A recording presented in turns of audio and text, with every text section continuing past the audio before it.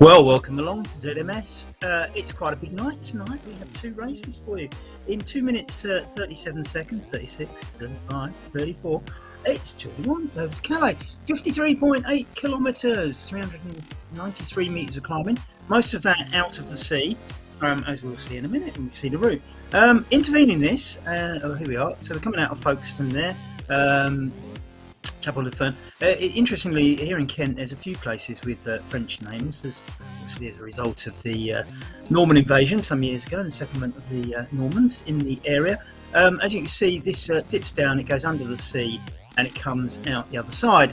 And if you're not familiar with where this is, Dover to Calais is the shortest sea crossing between Britain and France. And as you can see, it comes out on the French side and goes into a railway terminal there at the City of Europe at Saint-Get, and basically this is a tunnel under the sea that carries trains, and you can go on a passenger train, or you can stick a car on a car train and get across the channel if you don't want to use the ferry. Now, I have to say I'm a ferry person, so I tend to use the ferries more than the tunnel, but it's a very, very good bit of engineering, and it certainly, I think, is an asset to Europe. Now, obviously, I can't give you lots and lots of interesting facts about the seabed, but we'll do our best to keep you entertained along the way.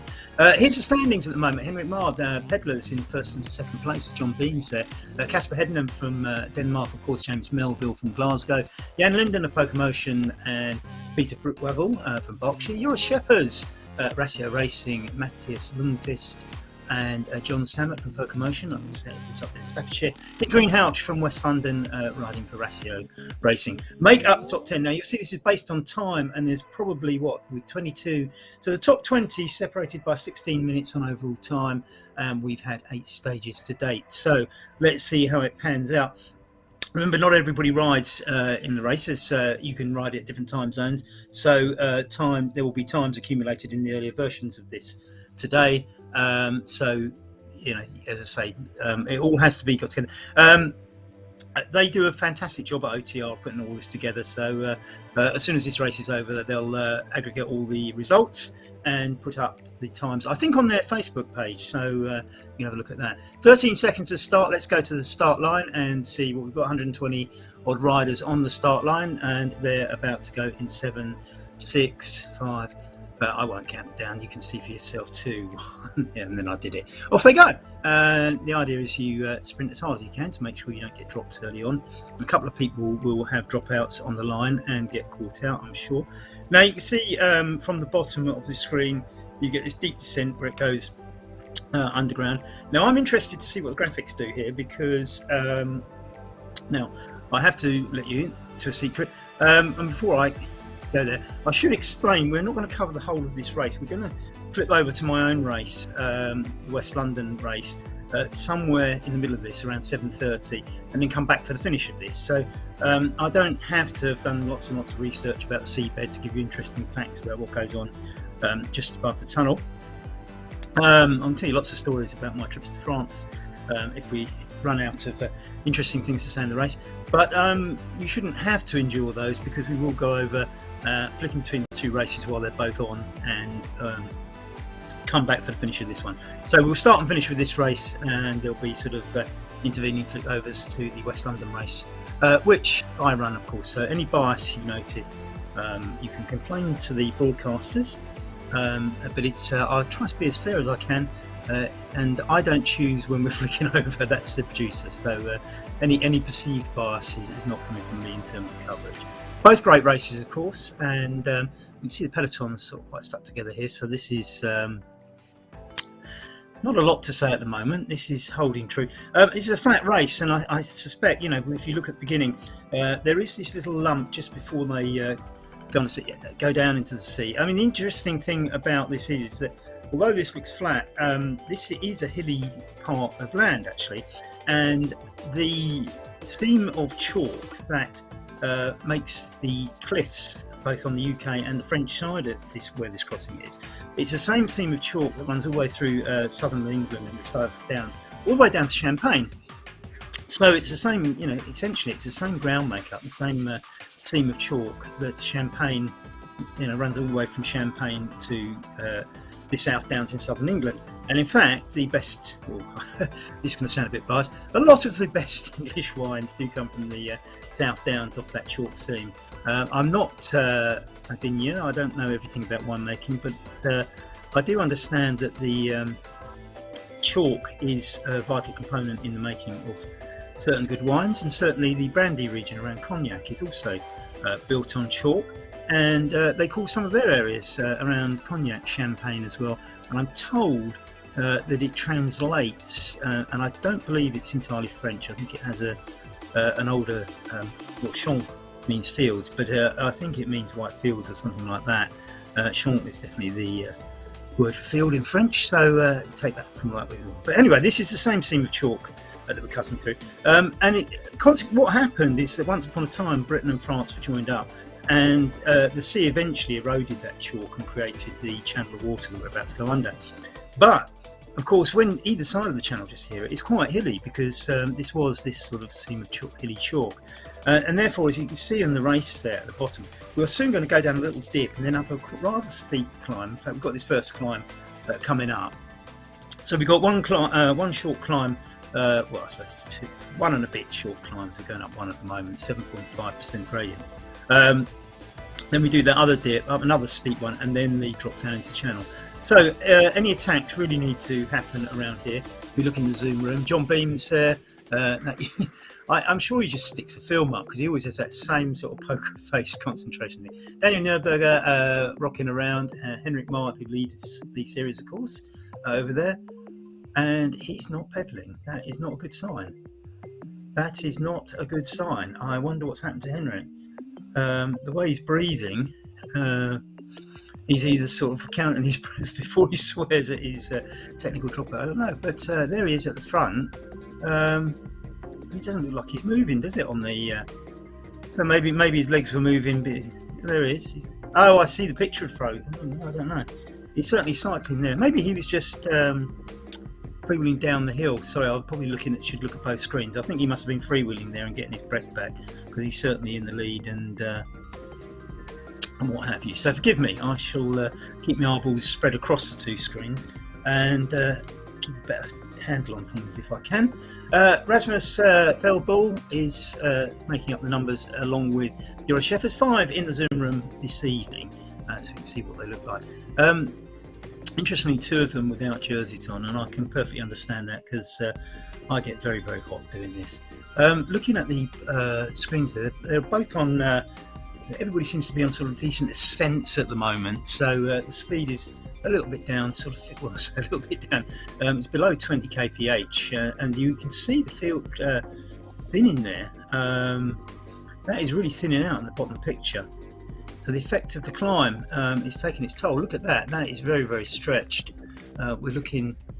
So this is going to do some damage. So we're not, by the looks of things, going to have a full peloton across the flats along the bottom of the channel, and we're only just coming up to the second of those climbs, and in fact, which the one that looks the toughest. Just look at that spreading at the back there. This is, I think, it's more likely you're going to get it at the back. Somebody's going nicely up the hill there, and then stops to and gets taken over by Dolce or Dulce. Wonder what's going on there. Kristen Edge, 52nd for Poker Motion. I'd expect to see him for the back. Julian Fussell for Southborough District Wheelers there. Mike Addy, 44. It's 16%. I'm not surprised they're only doing 9 kph. I'd probably be proud of 9 kph myself. So that is actually very, very steep on that first climb, and it has done some damage. Henrik Marg still in first place. He's got Rasmus Feldball on his tail, and Ivar Kopci from Slovenia just ahead of that little pack there. Savela, Joris Sheffers, James Melville in there, I see, for Glasgow United, and John Beams ahead last in 11th place. This is stretched over 67 metres back to John Beams there. So yeah, definitely doing some damage is Henrik Marr. I have to say, I think if you get over this one and the second one and get onto that flat, then I think the top whatever bunch it's going to be will pretty much be decided by that big descent down into the tunnel. So as I say, it is hilly around Folkestone and Dover, and in fact, if you've ever driven to the ferry terminal, you know that you go through some tunnels where the road, instead of making the road go over the hills, it just goes through the middle of them. Very short tunnels, but you can see the landscape as you drive into Dover. It's very, very hilly, and then just drops into the sea, where the sea has of course eroded away that chalk seam that once upon a time was joined Britain to France. Long before anybody living's lifetime, I can assure you, and obviously long before Roman times, because they had to come over in boats. So we're probably talking, I don't know how long we're talking, but it might be a million years, who knows? Who knows? But they definitely say that it was once joined. Pilot Mark now on the descent, -5. These three now a significant gap back to Joris Shepherd's. Pilot's just been overtaken by Ivor and Rasmus, but he's having none of that. He pulls back again. It's definitely... he's definitely pedalling away now, isn't he? Sorry for my earlier misconception. I thought he'd sort of just stopped pedalling because something had gone wrong. Hadn't realised he was going down a hill, so I'm not looking at the gradients properly. You certainly know when you're going down a hill when you're on the bike. It's less obvious unless you're looking at the data when you're commentating. I'll have you know. So, as you were, these three away at the front. Can this group work to pull them back? I think this is quite a big group, so they probably can, can't they? There's Develo, Joris Shepherd's, Snova, James Melville. He likes to zoom off the front, and I think they're pulling them back, aren't they? It's down to 30 metres now, so I think there's going to be a coming together, but it's not going to be the size of the peloton we've had before. Looking now at the groups, it's certainly so Shepherd's now. Well, he's got a few mates around him, but he's it's stuck at around 30 metres back to. In fact, actually, it looks like Copsey's pulled away at the front, hasn't he? So John Beams 11th, a little bit behind. John Beams is a strong rider. I reckon he'll pull back into that group. I know John. He's an absolute fighter, and actually he looks a bit more pained than usual, but then again he has pulled it back. I said he would. Seen him do this sort of thing before. He's a very strong rider, had some fantastic displays of strength, power and determination over my time commentating these races. As we look in the Rasmus Feldball, absolutely screwing his face up there. He's fighting hard. And you can see there's a little bit of a gap there, isn't there? So we go back to 16th and 18th, and then there's a 40-metre gap to 53rd. So there's definitely splits in the peloton here. They're going to this flat bit now before they get over the hills and towards, I presume, the ferry terminal at Folkestone. It's actually just outside Folkestone on the motorway. But these three now clear. I mean, we saw Rasmus Feldball's face, and he's fighting to stay with them. Follows Ivor Copsey there, the Slovenian. Henrik Marg just sitting in there tightly. Let Ivor Copsey do all the work.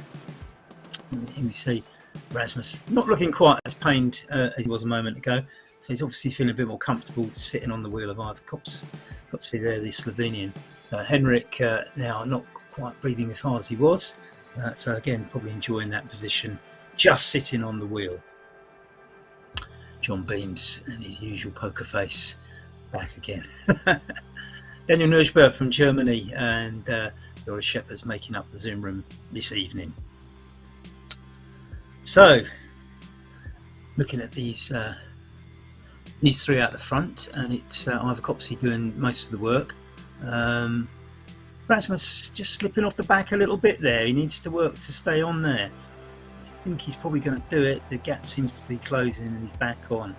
You've got to be careful not to do too much work just to stay on, because it can be as tiring trying to stay on as and it can outweigh the benefit you get from sitting on if you're not very, very careful. And O'Malley, very Irish sounding name with the Scottish soul tire, is leading the chase back with John Beams and James Melville just behind them. So Look, the Slovenian just slipping off the back a little bit there from Solly, the Norwegian, in 10th place. You don't really want to fall off right now. We're just getting to that second climb. If you can get over that, I think, and stay in the group, you're in for a good position in this race. A little bit of a dip now in the profile. It's -5%. So it's a little bit undulating here because it's suddenly +1.8, but it's going to go down again, -2, as we can see there. And again, if you've ridden, if you've been to these areas, you'll know that this is hilly and undulating. In fact, some of the hills can be quite steep. And, you've only got to look at the profile of Dover Castle as it looks out over the channel. And to my surprise, I actually visited it after going to Dover for many trips to France. I finally visited Dover Castle a couple of years back, and it was surprisingly interesting. And I'm not the most prone to going to historical sites, but it was a good day out, if expensive to get in. And so there we are. It's there's Gavache now with Barnet for Southborough in this little group. So the two early hills have sorted out the pack, and if we look at the profile at the bottom, we can just see just how strung out that pack is now. We're looking at the blob. The big blob is obviously the rider we're focused on, which is, you know, this little clutch here of 12th to 15th, and you can see not too many groups ahead of them, obviously, because that's 12th, but everything is properly strung out behind, and we saw this percentage gradient go up to 16% on a very red bit of profile, and I think that has sorted out the running order under the sea through the channel. As I say, once they get into the channel, there will be a point where we flipping over to the West London race, and we'll come back to that. Hopefully the timings, we'll have to tell them to slow down on the front and make sure the timings work for us, so we can come back and watch them go up the hill on the French side of the channel at Saint-Guet, and see how that one pans out. Because I think, although it's in little groups, each little group will have a tussle on that final climb towards the end, at the Calais end of this, and they will be interesting to watch. So hopefully we'll be back for most of those. We'll certainly be flicking between the races as we do it. So, split screen, James Ogilvy. Sorry, I just missed that, James. You can put that up again, could you please, James? Sorry. Yeah, woohoo! 3 versus the rest. Can they keep the cap all the way to France? I reckon now that we've had Brexit, I reckon the immigration will stop them and make them get their passports out, and everybody else will catch up. What do you think, James? It'd be interesting, won't it? I think they can hold the gap, personally. Yes. Iger is on the tunnel. Come on, pedallers. So Christophe Contant on the French side of the channel. So the other side. With a bit of input from the other side, although way further south, if I remember rightly, Christophe, than Calais. And here's me talking about hills. Christophe lives down near Clermont-Ferrand, so he has rather a nice bunch of hills to go out and cycle in the Massif Central there. I'm extremely jealous. I'd love to cycle up the Puy de Dôme one day. I've walked up it, but you can't. They shut the road now, so you can't actually go up unless they have special days or something like that. Anyway, back to the race. Let's have a look and see what we've got in the various groups. The group from 1 to 3 we know about. They're the guys out the front. There's a good 100 metres gap back to James Melville now. If I know James, he'll push that group and he'll go out on the front and see what he can do to make it pull away, and possibly drop some riders. Well, I think they're probably, if as James says, if these 3 can hold it to the front, and I think they can, personally. I mean, if you look at the blob there, we're getting to the top of that first, third climb, and once they're over that, I think it's going to be very hard to catch them. So the gap now, you know, we're looking at 120 metres. I think the 3 can hold that. I think we probably had a podium there. Again, where's Derek Bucott when you need him? He usually he usually puts some money on this to make it interesting. Come on, Derek, where's your money? See what we can do. So I think, then you've got the second batch here, and you've got, numbers 4 to 10, and then another 140 metres back to John Beams. I think those gaps will now stick. So we look at James Melville from Glasgow. Two Scotsmen leading this group here, O'Malley and Melville. You're a Shepherd's in there, Jan Linden, Solly, Cervelo, John Beams in the next group, of course. Sorry, he's not in the next group, is he? I do beg your pardon, it's 11th back in the next group, and it is... sorry, it was jumping about. It's John Beams is in this group, isn't he? So, sorry, it's Stevens and Snaver that are leading the next group from Norway, Slovenia, and there's a Dane just behind those. The numbers, the chart flicking around a little bit, so every time I say something it moves and it changes. These three are working together now. I think I said they're working together. I suspect Cox is doing most of the work. On the descent now, and this is the big descent, we've got James Melville chin on the bars, but he's down to 11th in his group, and that's okay if you just sort of make it up when you get to the bottom. We see these three now at the bottom under the tunnel. When you go through the real tunnel, it doesn't look like this. Now, I was fascinated to see what happened to the scenery when we got under the tunnel, and I say this out of a very selfish sort of like personal interest, because one race I ran, I did a there and back course, and so that it went there and back on the same road, and when I was plotting the course, I wanted to make sure that there was no clash of the nodes when I was building the course. So I made sure that the settings were such that the course, as I plotted it, was like right on the pavements of both sides of the road. And as it ran along the reservoir, what happened is actually when the thing was processed, the software thought that on the journey back, I was actually riding over the reservoir, and you can see that the profile there you've got. So if you plot it against the sea there, what you get is you get the bottom of the ocean as your profile, because I learned from my experience that's actually what it does. If you plot your route over the top of water, it takes the bottom of the water. So anyway, when the scenery came out on the way back, because the actual reservoir had a vertical side to it, I found everybody racing alongside of sort of like some 100-foot cliffs or something, which are clearly not there. And people were sort of asking me, saying, well, how did you get cliffs in your scenery and everything else like that? And it really was because the software thought I was riding along the bottom of the reservoir. And you can see here what it does is the technology takes the seabed as where you're riding, but of course it still produces scenery.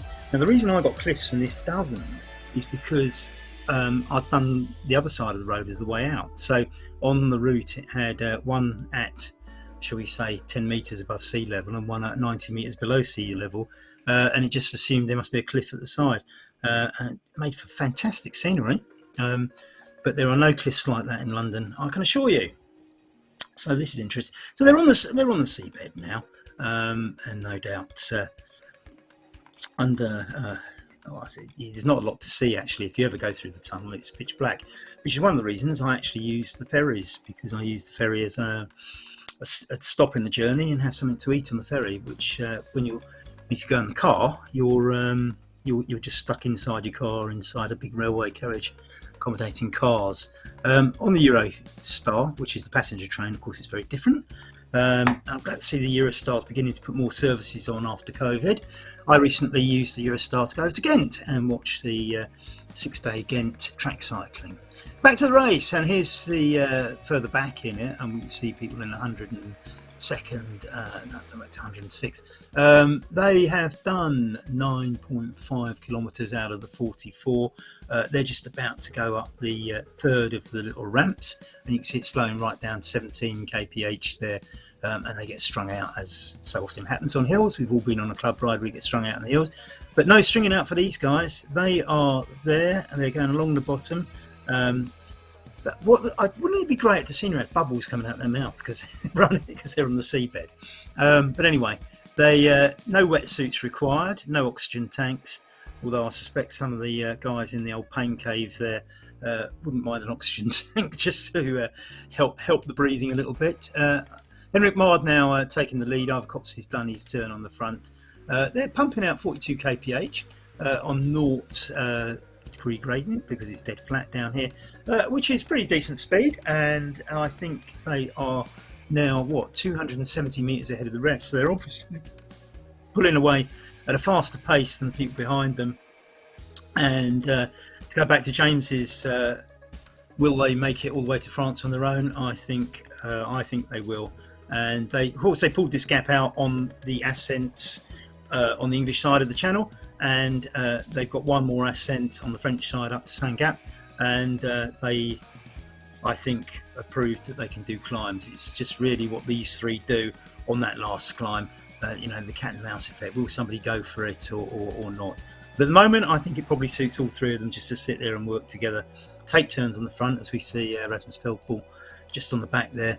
Of course, Rasmus and Henrik are in the pain cave zoom room, so we can have a look at their faces and how much they're suffering at some point. Ivor Copsley from Team Lou. Let's have a look then. Henrik, he's looking cooler than he's looked so far, isn't he?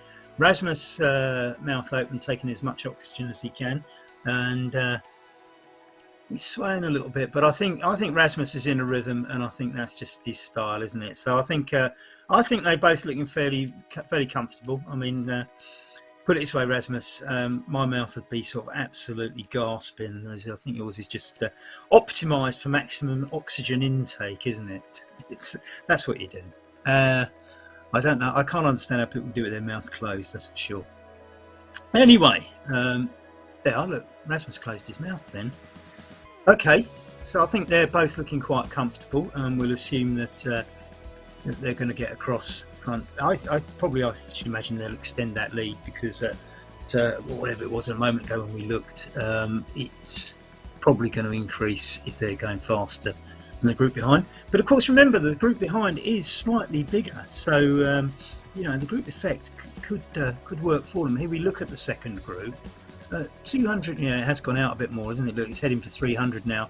As this group, the Joris Sheppers, James Mayville, Cervelo, John Beams, working together as a group, it looks like. But I think they're still losing ground at the front three.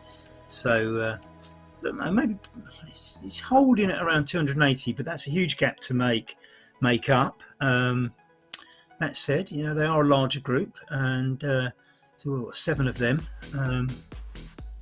So let's see what happens. They're a comfortable 335 metres ahead of the next group, Stevens, Burdick, and others. So I think that's quite good. Remember, of course, this series is on time. This is a commentator's curse now. I've got 2 different races. One's totally based on where you finish in terms of points, and this one's totally based on how much time gap you can have. So there's no incentive basically to perhaps sit in a crowd or maybe just sit up and think, well, I've got the race won, I can ease off in the last whatever it is distance, because the series is based on time. So these guys will want extra time. And that, of course, makes sense that even if you're not going to be able to contest a sprint, say in a group of 5, if you can get the other 4 to tow you along, it actually helps you out because you're getting some time. Probably not against those guys, perhaps, but against others. So sitting in groups, even if you have no intention of really contesting the sprint, is still a worthwhile tactic and beneficial to riders in this. We're looking at the first and second groups here. Second group a little bit a little bit lengthened there. I mean, mind you, the first group look like they're doing a team time trial, don't they? I mean, it looks quite efficient the way they're set up. The second group a little bit more sort of spread out and about. I mean, I don't suppose they're deliberately coordinating. I get the impression there's a little bit of people taking turns on the front. As you can see, look, Iger Copsey goes back to the back. I mean, you know, that's on and off the front, and that looks organised to me in the first group, whereas the second bunch are just sort of 6 or 7 guys riding along, and people ending up doing little spells on the front rather than organised on and off the front. Time trial sort of formation, chain ganging. So we're looking at the third group on the road. This is the 11th onwards. Again, same thing. I mean, they're not strung out in a chain gang on and off the front sort of formation. I wouldn't necessarily expect them to, and I think you should look at it the other way around and be impressed that the front three are actually, which I think shows a lot of professionalism and experience going on. So anyway, it's sorry,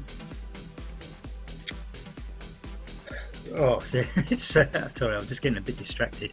Obviously, we're going over to the West London race at some point, and inevitably, as the organiser, I'm getting pinged with messages by people just wanting their team lineups tweaked and included in the ladies' race and things like that. So I'll try not to be distracted by all of that, but it's we shall see when we get over there and we follow it. Of course, this is the first time I understand that ZMS has actually done one of these double headers.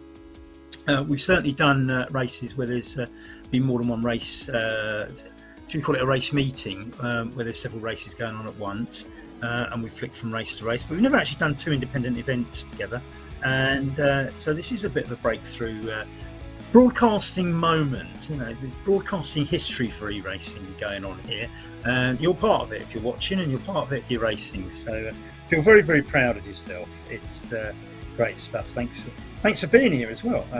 It's great to have you along.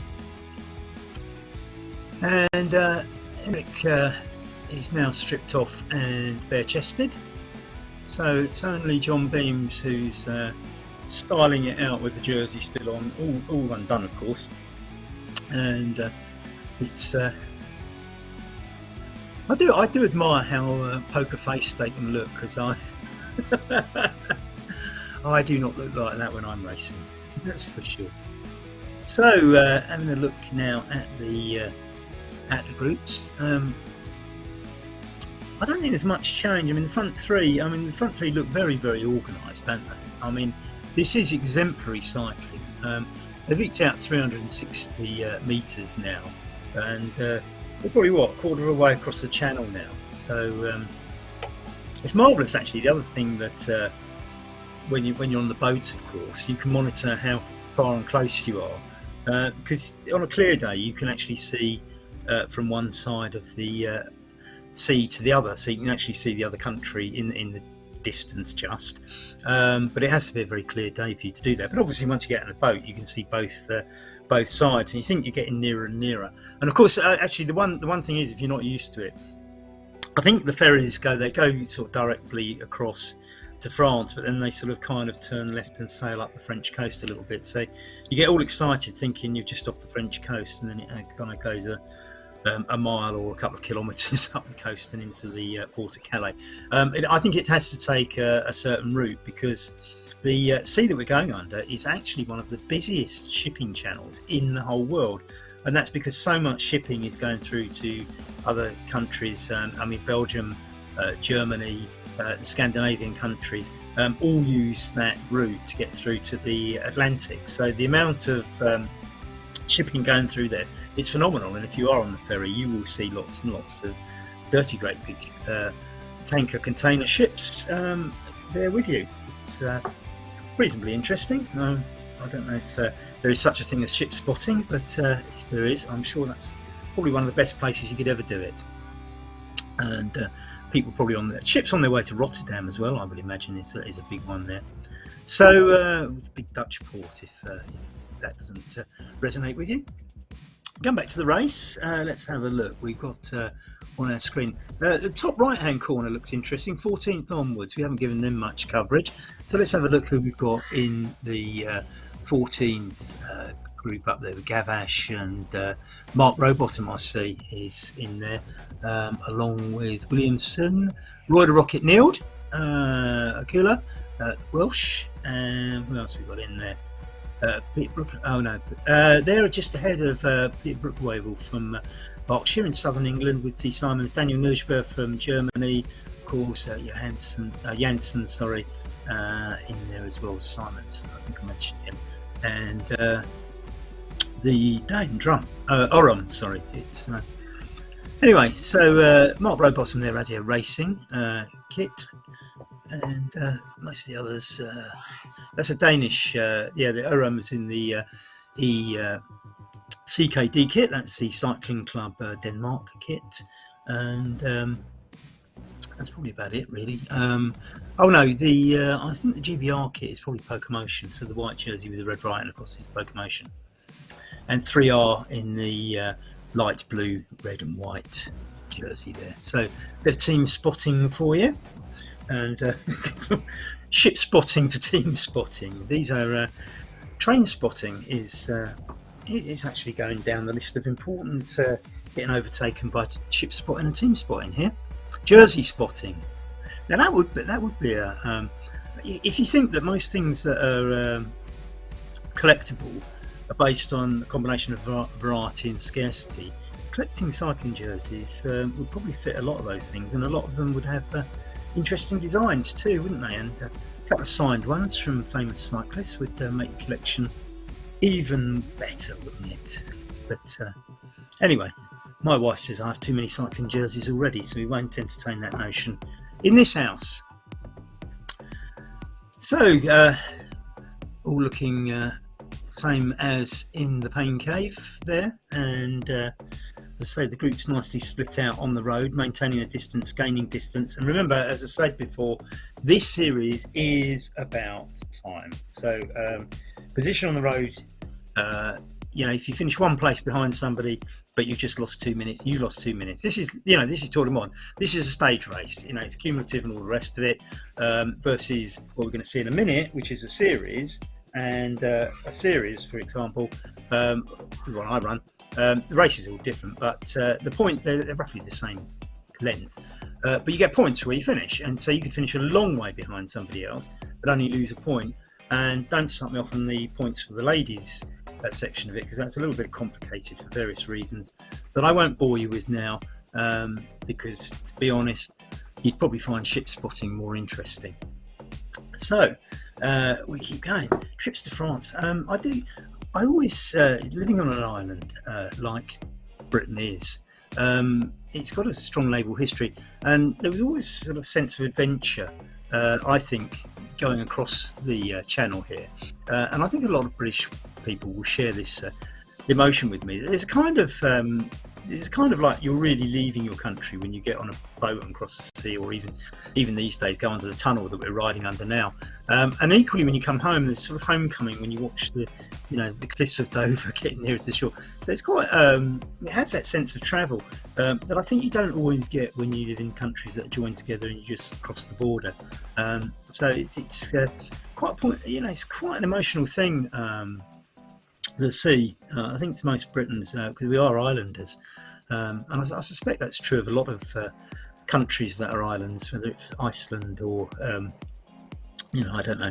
There's lots of them, of course, but yes. So I think this is quite an important sort of in the psyche of British people, and probably to a degree the French. I mean, certainly in northern France, there's always a nice little spat going on between our various fishermen, and if you're not from France or Britain, you might not have had that in your news, but they're all squabbling about who's allowed to catch how many fish out of the bit of water that we're now going under. So if you do catch any fish, guys, while you're crossing the channel, and we're approaching halfway across now, so we're coming out the I don't know how they divide it up. I don't know sort of at what point you're kind of out of British waters and into French waters, so I don't know when you cross the border. Hope you've all got your passports, because we now need to show them after Brexit, and Probably need a COVID pass as well when you get to Sangat, won't you? And I think so. You would need your COVID pass to say that you've either recovered or had the inoculations, and a passport. And if you're not from Europe at all, you might even need a visa. Right, the thoughts. This could really hold up the race. I've had some great experiences with that sort of thing. Forms and formalities at the border. Never actually got stuck, but had some scary moments. Not of my own making. Accidentally, of course, but not entirely of my own making. But there we are. Depends who you travel with. See, you should have better mates than me. Ivor Copsey now is at the back of this trio that are leading away in this Tour du Monde Stage 9, where we are, despite what you might see from the scenery there, we're actually under the sea. There are great big freighter tanker ships sailing above these guys, and here they are, no oxygen, and they're riding underwater. Isn't that splendid?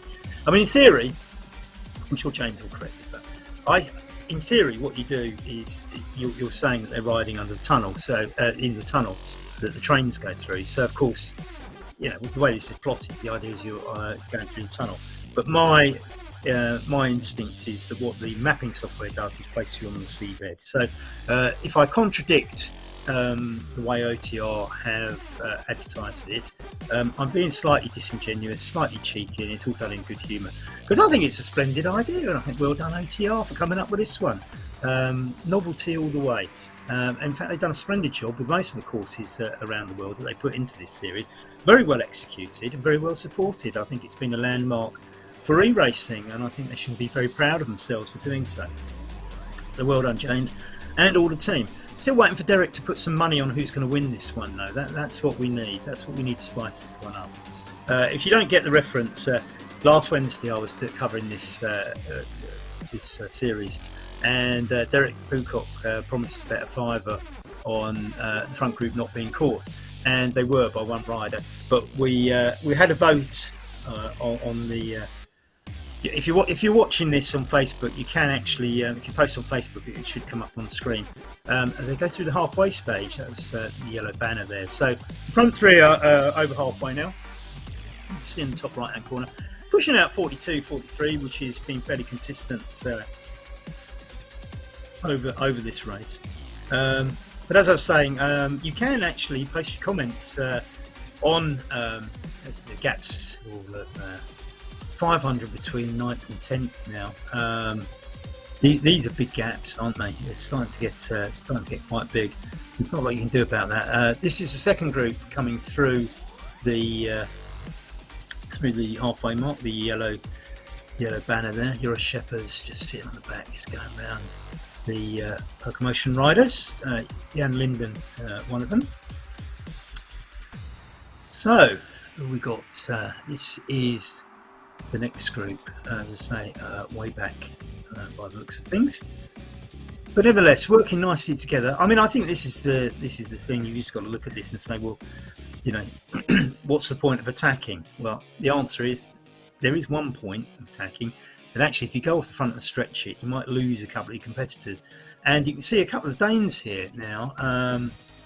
You've got Snerver and Pinksgaard there in the it's going through the halfway stage. They're in the red jerseys with the white band across the front. That, of course, is the ECKD, the Cycling Club of Denmark.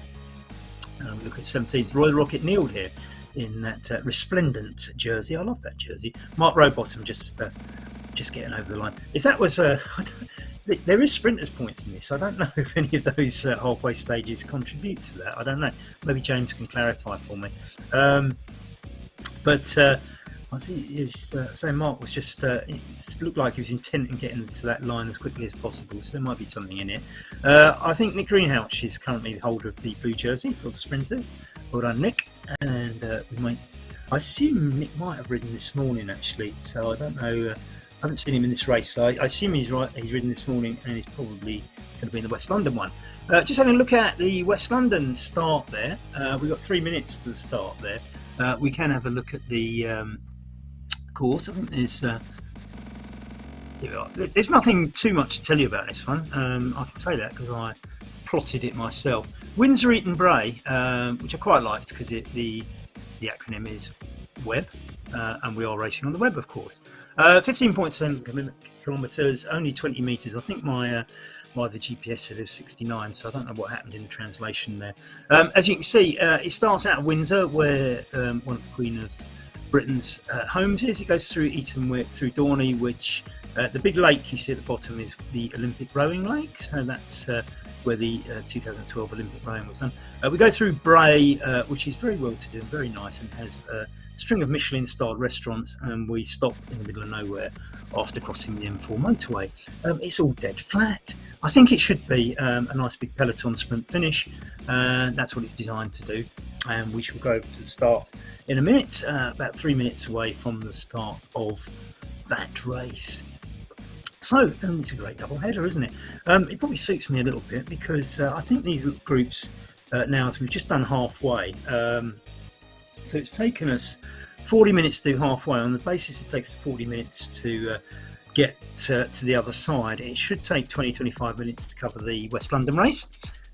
So we'll actually get the best bits of both. And wasn't that, I mean, the best bit of this so far on the OTR race, the Tour du Monde, was obviously that brilliant start with those steep climbs that sorted everybody out, and of course the tussle at the end on that last climb is going to be just as exciting. But while they sit going across this flat, I think the groups are going to pretty much stay as they are, other than somebody breaking away and putting a real pressure on and just splintering somebody off the back of a group that can't quite take the pressure. So if you are the weakest member of a group and somebody decides to go off the front, if the elastic does snap, you are in trouble. These three are working together, still in that little line. I mean, it takes a bit of skill to ride in a line like this on RGT. There are TTT competitions on RGT. I mean, I have taken part in those. I'm not at the moment, and I'm not saying I ever perfected being able to ride like these three are. So chapeau indeed to them. So I think we're probably getting very, very close to the start of the West London race. So it'd be interesting to see how many starts we've got on the starting line of that. And I think what we got, I can't quite read it. So we've got 84 riders on the start here, and just looking for some names. There should be quite a few ladies in this one as well. Oh, Nick Giles from Pokemotion. Oh, lovely to see you, Nick. Actually, I suspect you're probably not going to post something on Facebook if you're actually in the race. Good to see you there, representing Pokemotion. Simon Hall from Watford Velo, Daryl Green from Watford Velo as well. Watford Velo, I think, got 5 riders in there. Yeah, Brian Vince is in there as well. So strong team out for Watford Velo today. TCC, if you see that on the end of anybody's name, is Twickenham Cycling Club. They put out a good field. They've actually got 3 teams in this competition, including a 4-lady team. Now, straight off the front, you have to pedal hard in these. They are fast races, and everybody knows that you have to. And we've got a 3R rider who's gone straight off the front, the Belgian Vanna, and Brian Vince from Watford Velo is straight on his tail. These are the key moments in these races. I rather like the race we've just been watching with OTR. Just as the hills will break it up, in these races, if you don't make it onto the front, Jan Dekker, Ratio Racing, just up there as well. Vanna for 3R. 3 Belgians on the front at the moment. Vanna, Dekker, actually J Vanna and K Vanna. I wonder if they've got a friend called Ban. So as I say, this is the key moment. If you get into this group and hang on, you're fine. If you don't, you'll just find yourself in the next group down. But that's fine. Ned Bowen's in there, I see, from Chicago. You can see the split now because this is what happens. Everybody just bursts off the front and sees how many people they can shake off. The group behind will form into a sort of second group, and they'll have their own sprint. And we think this is natural selection because what you actually do is you end up in a group of riders of similar ability, and you can enjoy a sprint with them at the end. So, as I say, this is the key moment of these races. I mean, probably when we get to 2 kilometres, we should probably have a flick back to see how the guys are getting on in OTR. So Jared Miller out the front, a New Zealander who lives in Britain, in Hertfordshire. It's particularly He's got a nice little gap there, 14 metres. I mean, he won't hold because the peloton's just too big. But well done, Yared. And that's quite. Doug Hart coming up. Doug Hart's had some great results recently.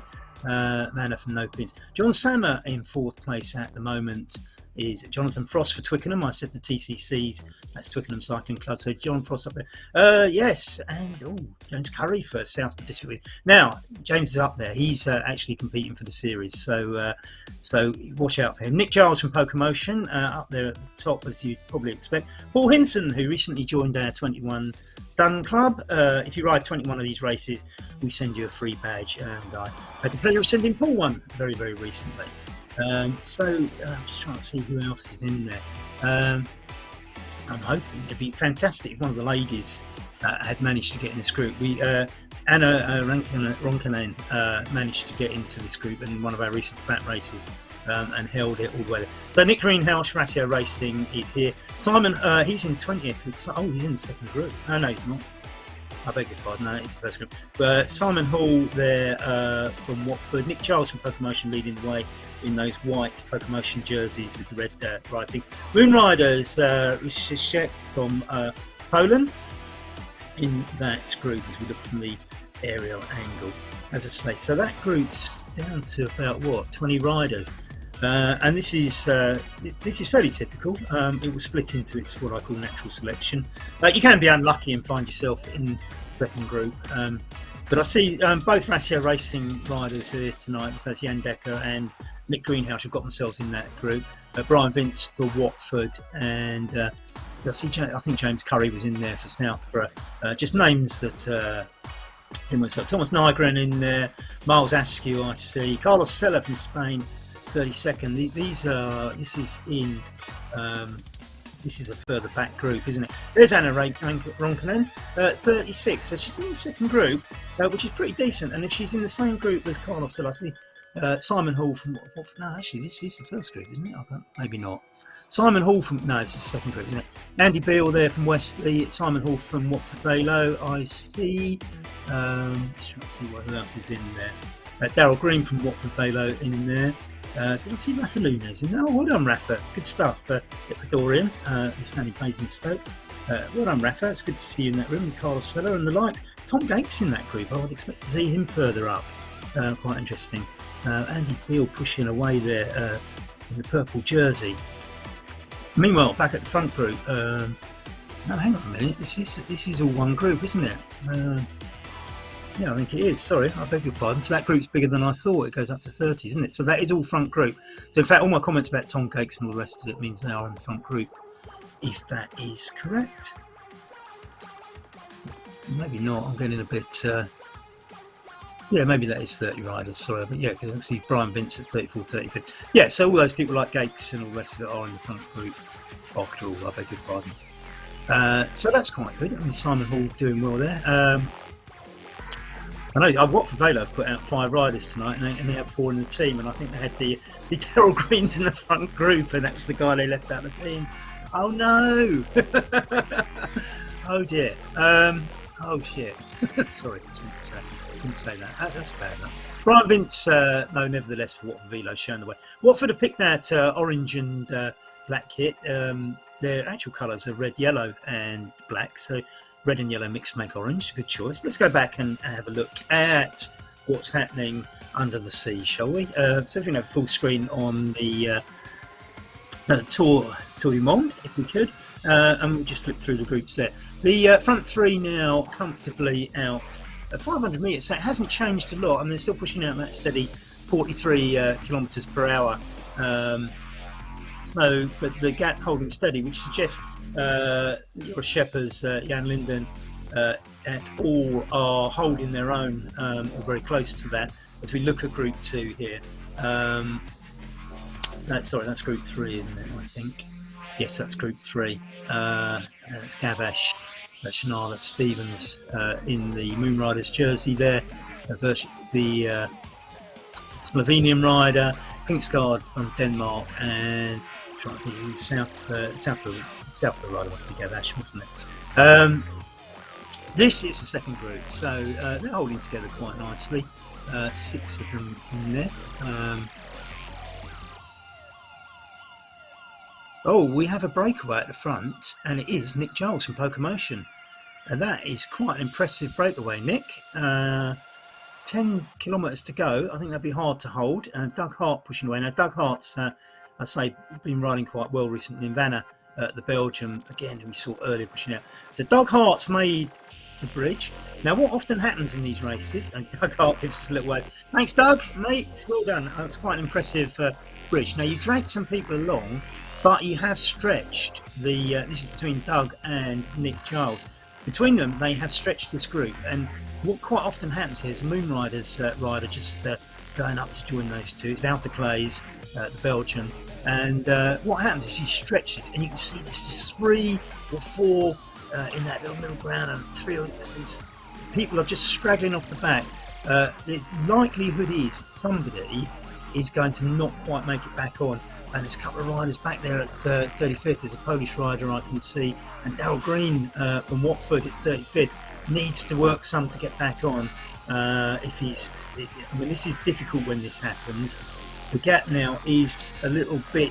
It's getting longer as we see the name is painted across the road. So that's caused one of the splits. That was Nick Giles, aided and abetted by Doug Hart. As we look back, oh, I see Daniel Margulis is back in, the Brazilian. James Curry back there. So this has left some people. Oh, something's gone wrong on the Southborough riders there. That is not good news. Oh no, it's James Curry as well. Oh goodness, James is in. He's in. I hope he gets going again, because James is actually competing for the series. That is not good news. James Curry with the technical there. As other riders go past, he's going to lose places.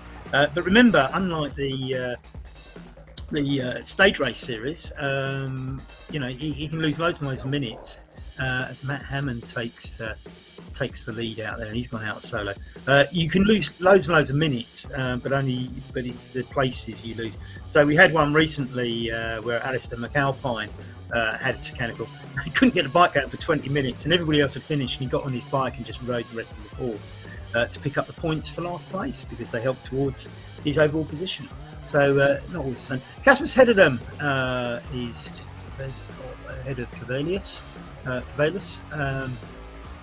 German, and against Simon Hall for Watford just behind there, and Wouter Claes in the mix, as you'd expect. Wouter Claes leading the series.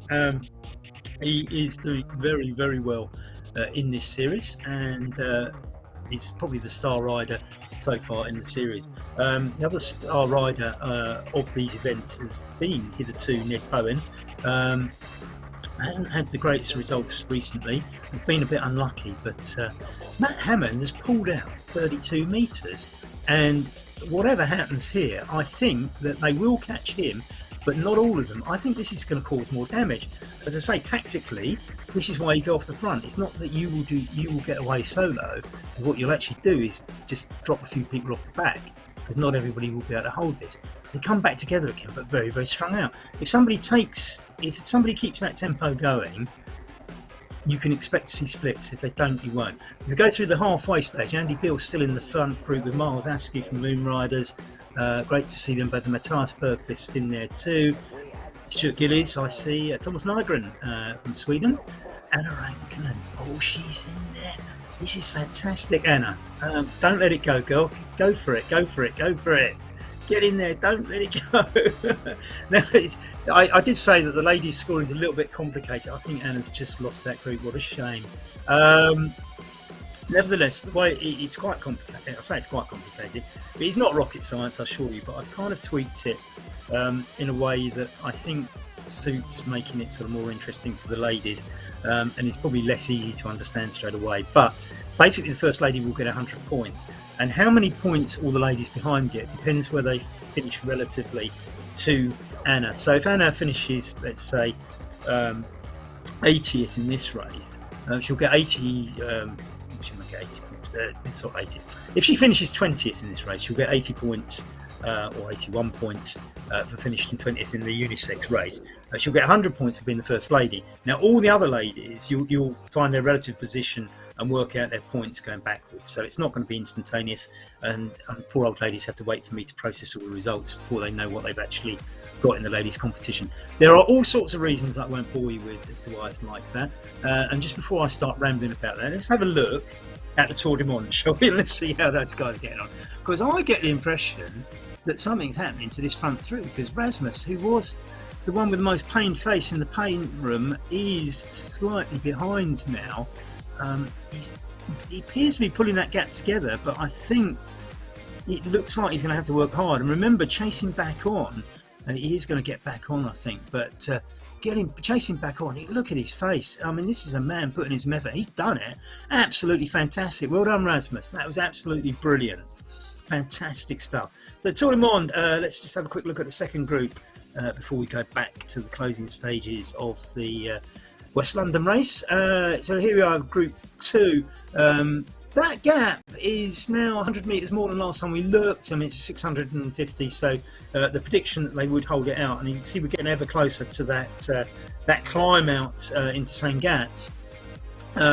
So it's we'll have to see. We've got 6 kilometres left in the West London race, which is riding at about the same speed. If you look at the two speeds there, they're around that 40 kph in both races.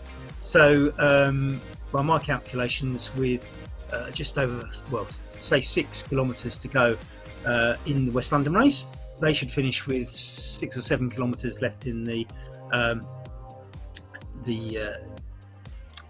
Tour de Monde race. Sorry, I'm getting distracted again. So therefore, we should be able to show you the best bits of both, because that should include all of that climb out of up to Sangat. So this is a bumper production, isn't it? You would actually think that James Ogilvie and I sat down and calculated this. We honestly didn't, but in future we'll pretend we did. How about that, James? What a fantastic double header. Nick Giles from Pokemotion now pushing out front. I guess Nick's standing in for somebody else in Pokemotion. He's probably doing the Tour de Monde here, because Pokemotion are leading the team competition in the West London VR series. And this group, I'm delighted to see Andy Beale up there. I think this group is thinning though, isn't it? I mean, we saw Anna Ronkanen just lose it. The best thing Anna can do, I would suggest, and she might think differently, Miles Askey from Moonriders just off the front there, Nick Greenhouse in there. Tom Gaeks from the Netherlands is a strong rider and could very well be in the fight at the finish. 84 riders still in here. Doug Hart showing what he's all about at the front, as he so often does, and Wow to Play is definitely showing us what he's all about as he goes on the as he goes out front. And I think this is going to be one of these little areas now where we see just about who can hang on there. Stuart Gillies from Twickenham Cycling Club is in the mix there. I see some other Pokemotion riders, and Nick Greenhouse, Ratio Racing. Paul Hinson's still in there. I'm delighted to see in 10th place. Jan Dekker, the Belgian, the other Ratio Racing rider, alongside Nick Greenhalgh this evening, as we see one of the Danish riders is Kasper Heddenham from the ECKD, the E-Cycling Club Denmark. Nick Giles still up. Nick Giles has been very out there today, hasn't he? He's Kasper likes a little bit on the front as well, doesn't he? You can always rely on Kasper to light up a race. He's always great to have mini races, and I think him alongside Wouter Clays and Doug Hart, and well, there's a few of them that all gone out on the front, and Chelis Cabana. Actually, I think somebody's just dropped off the back there as well, haven't they? So it's sort of holding together. I think with these sort of tactics, you only lose a few at a time. And when we get to, I'm just thinking if we probably should have one flash back to the Tour de Monde before this evolves into the finish, just to check that nothing's gone on there. No, it's the front three together. The second group look fairly tidy, looking at the time gaps. So I think they're getting ever closer. There is a slight gradient just coming up. You can see in the Tour du Monde there. If you look at the bottom right of the left-hand screen, it does start rising, albeit with green, before we actually reach that climb up into Saint-Gat. So, as I say, there'll probably be a little bit of climbing. The gradient shown as 0% at the moment in that race, 0% in both races. In fact, you can see how flat it is in the West London one. So yeah, I think, as I say, we're back to West London here. That group's looking ever thinner to me. 22 is Tom Gates, so we're probably just over 20 odd riders in that group. Doug Hart now on the front, as he so often is, putting down the power.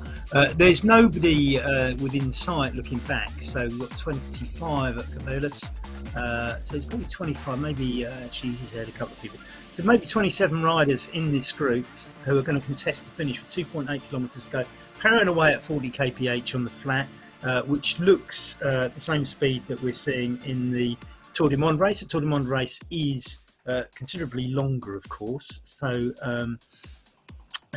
they've responded. They've gone up to 43 now in the West London race. 2.5 kilometres to go. Casper Hednam now just giving it a shake up on the front. Everybody doing this, I think, just to see if they can get riders off the back. Because the one thing is, even if you don't win the sprint, less riders in the group, the better the chance. Stuart Gillies for Twickenham in there. Oh, somebody's just gone to face Matt Hammond again. That man. Pierlini is in there as well for the Italians. Quite a select group. Carlos Sella, I mean, you hardly ever mention Carlos Sella, but he's actually just one of these stalwarts who comes in, he gets good positions all the time, and he has actually in previous series had some of the most emphatic wins we've ever seen. There's a little group of 4 breaking off the front here, and this could be decisive. This is a strong group. Matt Hammond, Nick Greenhouse is probably not going to let that go, and I know John Sammet won't. I think these guys just behind are going to pull together, and in fact it isn't Sammet and Greenhouse that are going to do the work, it's others, but they're not going to let the 4 get away. 1.8 kilometres to go and it all comes together again, but the pace is upping. Look at that speed now. We're doing 47. Well, as soon as I said that, they dropped speed. The pressure will go down now. This is going to be a fast finish, and not everybody will be able to contest the sprint right at the end if they do that. I mean, in the past we've had massive bunch sprints, but I think this is one of these races where the fast guys are really going to put it down in the last kilometre, and it will be a select group that actually duke it out in that last couple of 100 metres. This is a select group, and the numbers getting thinner and thinner, I suspect. We've got probably again about 25 riders. Jan Dekker in there. Who would you put your money on in this? I think, look, we're coming up to the Flamme Rouge now. I can only speculate as to who might win this one. I think there's several. Wouter Claes is the obvious bet. He's leading the series and he's had some fantastic wins. I wouldn't discount Nick Giles or Doug Hart either here. And Jan Dekker, I have seen absolutely destroy fields at the end. Carlos Sellers on his day, a very good rider too. Matt Hammond's, look, this could go anyway. 700 metres, it's bunched at the moment. I think when we start getting excited, probably on about 500 metres, although Nick Giles is giving that little poke up front, is he? No, maybe not. He's just sitting there. You know, if it is a bunch sprint, you need to time it perfectly, and you don't really want to be in the front going into this. Great to see Paul Hinson up there. I hope you got the badge that I sent you. We're down to that 500 metres mark. This is where I said it might start getting exciting. Everybody's a little bit cagey. Nobody going for it yet, despite Carlos Sella coming up on the outside. Now, this is the sort of thing Carlos Sella might do. He might go for it, but he's not got enough to get out the front there. Stuart Gillies giving it a little go for Twickenham. Jan Dekker coming up through the middle. But who's this going off the front? It is Jan Dekker, straight out of the middle. This is the sort of thing Jan Dekker can do. Now, he is powerful, but he hasn't got away from Cabelas yet. Cabelas is going to look like he's going to... Oh, he's sitting on his... But here comes a peloton. They're going to sweep by. Ned Bowen, king of the sprint. Can he do it? No, it's Matt Hammond. Absolutely fantastic. I thought Ned Bowen was coming through there. Ned only got second. Matt Hammond holding him off. What a finish. We'll run through the top 10 and get back to Tour de Monde, but just let's go through that. Matt Hammond, Ned Bowen came back to something like his normal form. Miles Askey for Moon Riders, Pippin Jan Decker, who went for it early on. Ratio Racing's Nick Greenhouse, former champion of this series, getting fifth there. Cavelis, the German, a very impressive sixth. Tom Gates, a great rider, who absolutely smashed it a couple of races back. Pippin Without Clays. Now, both of those two have got some terrific results lately. John Samet from Pokemotion in there as well. Casper Hedenham at 10th. One of the Vanners, K-Vanner, getting a 9th for Belgium too. Well, fantastic sprint there. I don't know if anybody else is about to finish. If not, we ought to go back to Tour du Monde. I'm going to assume that Emma Ronkanen is going to get the ladies' win today. It would be nice to see if we can see any of the other ladies further back. Just having a look down this group now. I know most of these people. Stuart Thorne's in there, Rafa Nunes. So I don't think there's any of the ladies in there. So I can't see Anna in that. It's any other groups we can have a quick focus on to just get a picture of where the ladies are. I will certainly be processing all the results. Gordon Thacker, my mate in there. Stuart Thorne out on his own at 54th. Go Stuart, he's a strong rider. Tim Cummins at 58th, I can see there. See Vigario, I'm sure that's Craig. This is Craig Wilkie, I should imagine that is.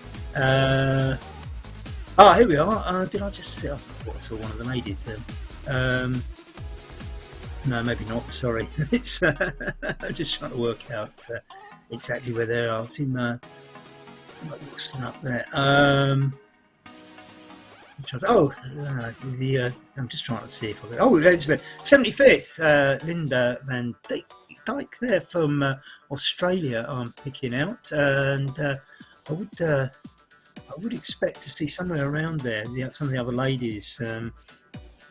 Certainly Ellen Lockett and Wendy Wondervilles, probably around those sort of zones as well. I'm not sure, maybe they're a bit further ahead.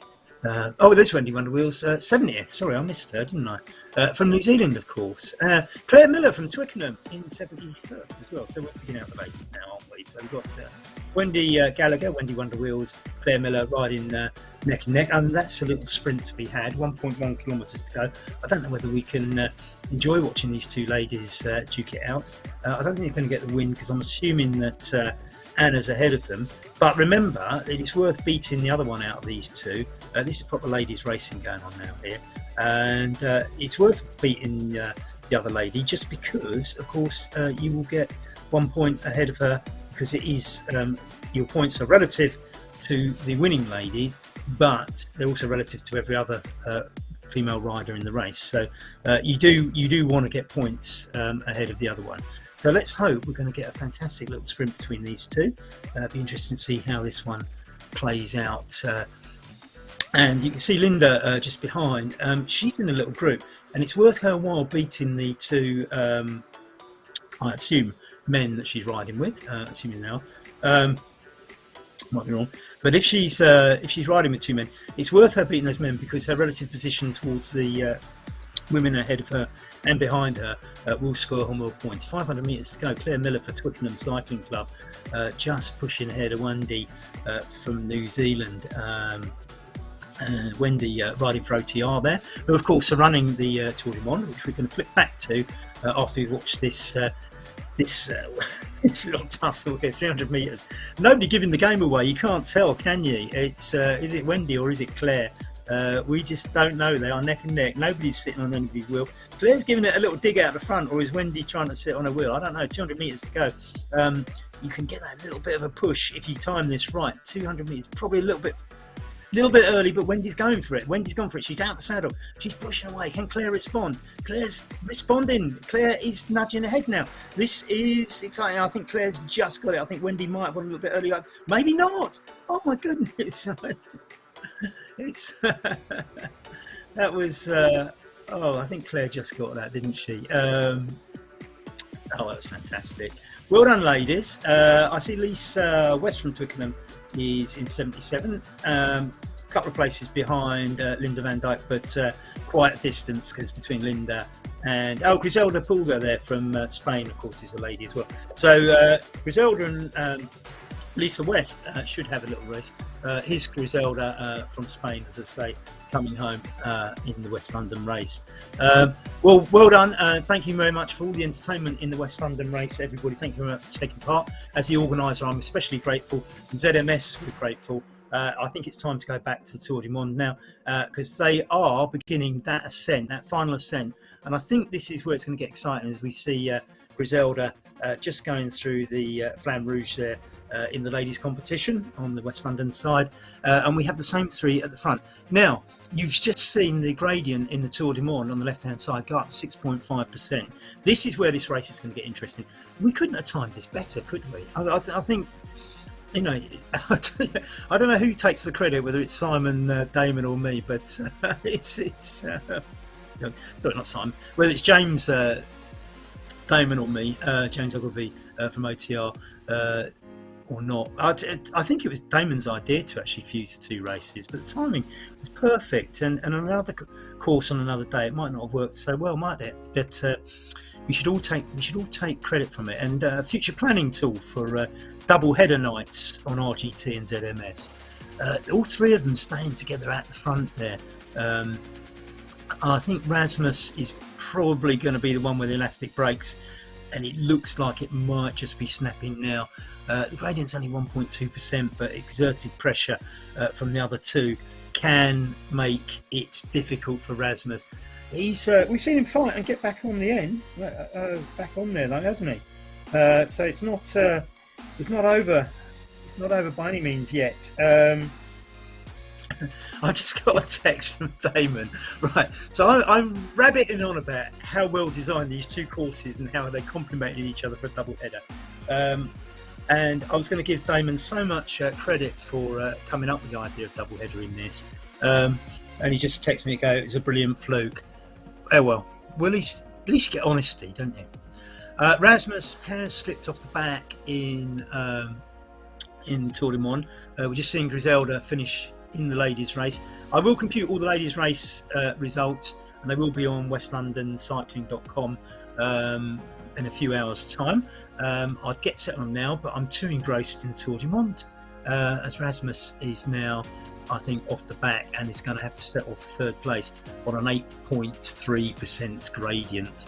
They're about halfway through this the steep bit of the climb. You see Rasmus out of the saddle now. I don't know if he's in the Zoom room, but it's I think it's now between Eiger and Henrik, and as we see, Henrik just sitting on Eiger's wheel there. Well, they've been working together these throughout the race. I mean, third place for Rasmus would be great. I mean, what Rasmus needs to do is just try and keep them within sight to minimise the time gap.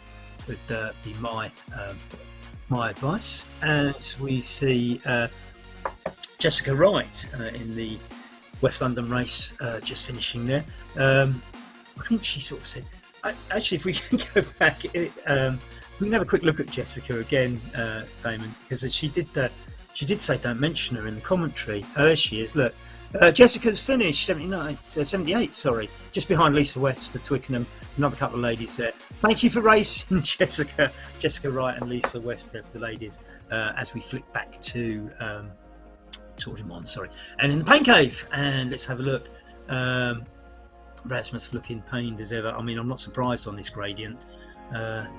It is tough. Now the guys, the other two that have got away, are now on the descent. So this is the descent to the finish, and this is going to be interesting because so far we have not seen anything to suggest that you can put a cigarette paper between these two, but that might change, mightn't it?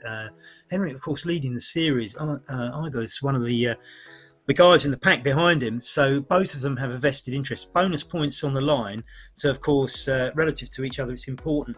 Iger just pushing away a bit there, steals a few metres. Is it decisive or not? He's just got 12 metres. 14, that is big. Can Henrik pull this one back? Has he been caught by surprise? Don't forget, at this point, he's now got to ride up faster than Igor, but Igor, of course, is he's out of the saddle. Is Henrik? That gap looks to me like it's getting bigger. I think it's not a lot. He's holding it, and I think it might even be narrowing a little bit now. We've got 2.3 kilometres to go in this race, and 2.2 kilometres to go. The gap looks to be it's stretching a little bit more now, though, isn't it? Maybe not. No, maybe it's narrowing again. Oh dear, talk about yo-yo. I think Henrik's actually going to catch him again, isn't he? Now what Henrik needs to do is probably sit on his wheel at this point, get his breath back. He's not looking out of breath, is he? He looked more out of breath when he was going downhill at the beginning. In fact, he's just showing Igor what he's got in him. Henrik riding for OTR, of course, the promoters of this race. So they're back together again. We've only got a short distance to the finish. Rasmus now looks adrift, and so I say we're getting ever closer to finish. It can't be far. We must be hitting the Flamme Rouge fairly soon, and it'll be interesting to see what these two can produce. It's no time there. Henrik's just well, no, they're kind of working together still, aren't they? 1.3 kilometres to go. You can see the Flamme Rouge just at the end of this straight now, and if you look at the profile, they're still going downhill, although it levels out to the finish. So it's going to be any free riding is about to end, and it looks like it's a fairly level gradient up to the finish. We're at minus 1.9 at the moment as we go through past the Flamme Rouge. So who's going to gain time on the other here? Bonus points at bonus time at the finish, I should say. Rasmus now is 500 metres behind. As I say, it's not really in his interest to sit up and just let them get away. Safe in the knowledge James Melville is an equal distance behind him, because this is a time-based series, so he will want time. As I say, I think psychologically you can sit up and say, well, I'm not going to beat those two, but I don't think that is really what Rasmus wants to do as he approaches the Flamme Rouge. Nick Greenhalgh, who has just finished in the top 10 of the West London race. Come on, Ratio, big push for the end. Great going, guys. That's Nick all over, tremendous guy, encouraging his teammates, of course, despite probably still getting his breath back from a top 10 finish in the West London VR series. Both of these series, I'm sure James and myself will. James Curry, yeah, James, thanks for letting us know. I saw you crash in mid-race. So that was, I take it you didn't get back on, James. Really disappointed for you, because you really were up there for the series. If you can get it working again, James, finish the race, because that's what Alistair McAlpine did. As we see, sort of, I'm rabbiting on about responding to that, and we see Igor take it from Henrik by a good few metres there, so a couple of seconds in the Tour du Monde finish. James Curry, if you can get on your bike and finish, you can still collect points at the end. Rasmus coming in third. So well done at Igor Kopsy there, taking it from we can see now, look at the time gap, 0.06, so it's not a great deal of time difference. It's let's say if you look at the time, it's almost the same. Rasmus coming in now in third place. I think it's going to be quite an exciting bunch sprint in the next group of 6, isn't there? With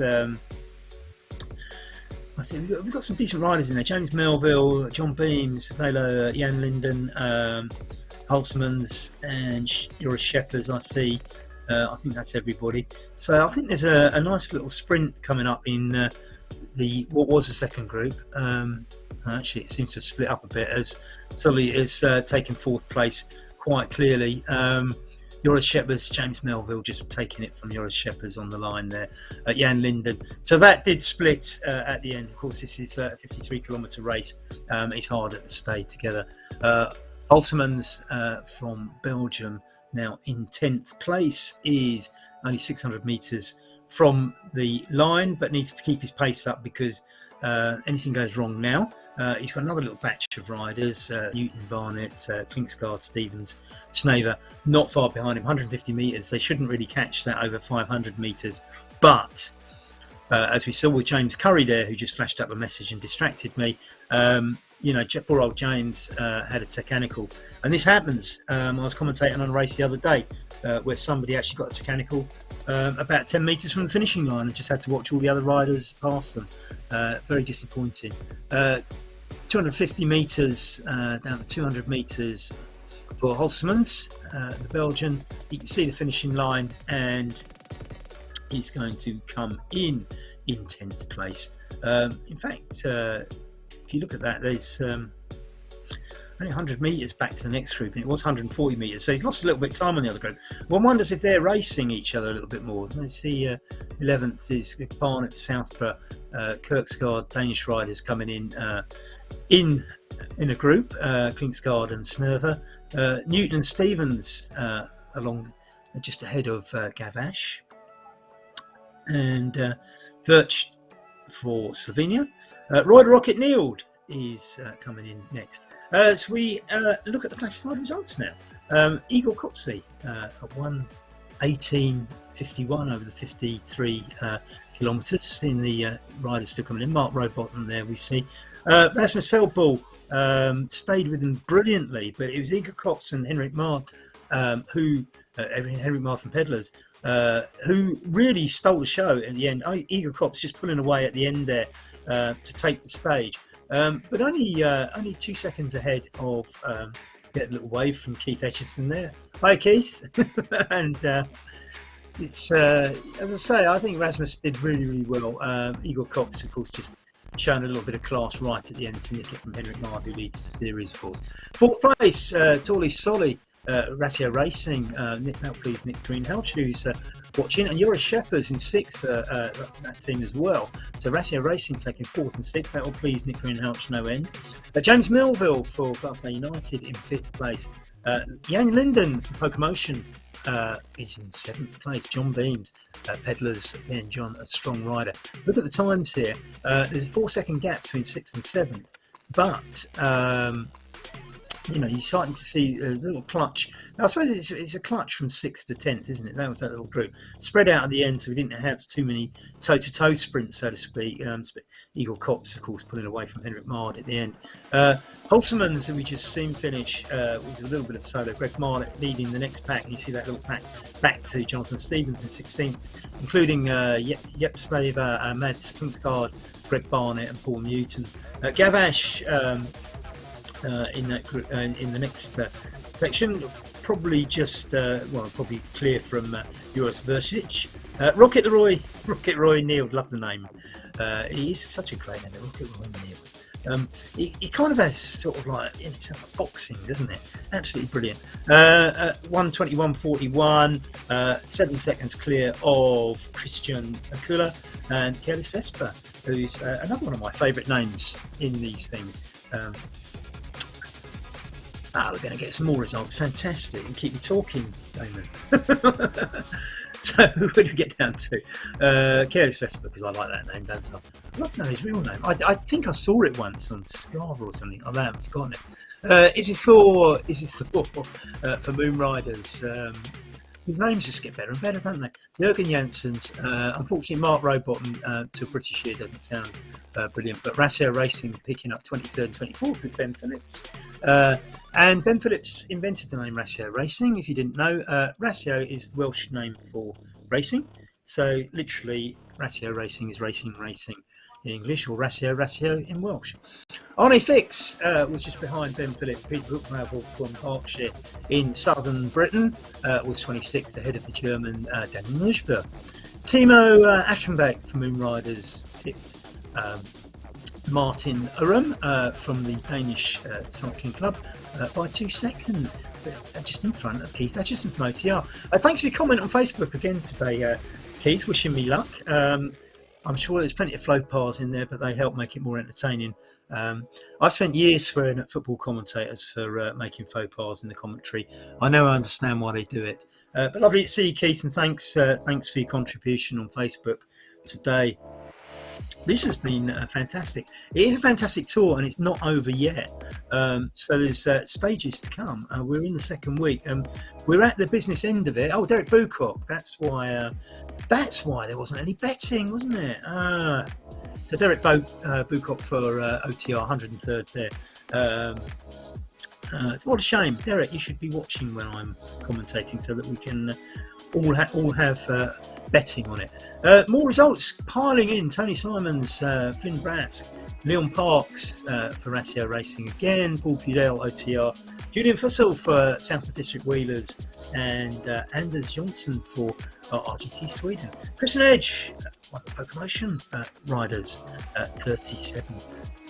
We still have 57 finishers to come in.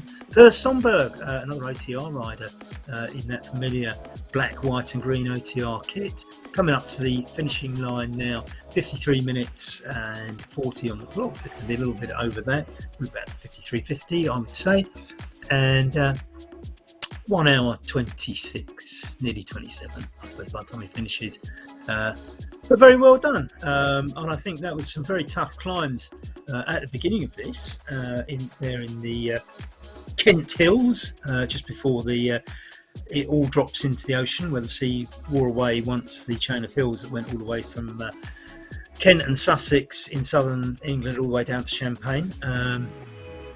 T. Harris there, Poland's 50th finisher. He's not the 50th Pole to finish. Finishing 50th for Poland. How's that? That's probably a better way of putting it. Behind him, Jay Brown, Peter Austin from Leatherhead in Surrey, Simon Miller from Tunbridge Wells in Kent, the South District Wheelers rider ahead of Maillard and Murphy. Did I say Murphy? No, it's not. The positions are changing behind. Well done, Harris. That was a great ride. Jay Brown in Pokemotion kit, but it says DHC afterwards, so I'm a bit confused. Not sure if he's a Pokemotion rider or not. As you can see, the finishing line 150 metres odd away, and rolls in, no doubt. Delighted to see it, and should get a round of applause from the avatars at the side of the road, deservedly so. Well done. So here they come, Leon from Spain. Oh, nearly got pipped there. Nearly got pipped. Alex Plaisir, I think that might have been. Bushman from Germany, now rolling home. Nobody sneaking up behind him. There's still quite a few people. If you look at the bottom right-hand corner of your screen, there's still quite a few people going up the hill. So I think we're going to be here for a while if we watch every single rider come in. 46 still to finish. Somebody's still in the middle of the channel by the looks of things.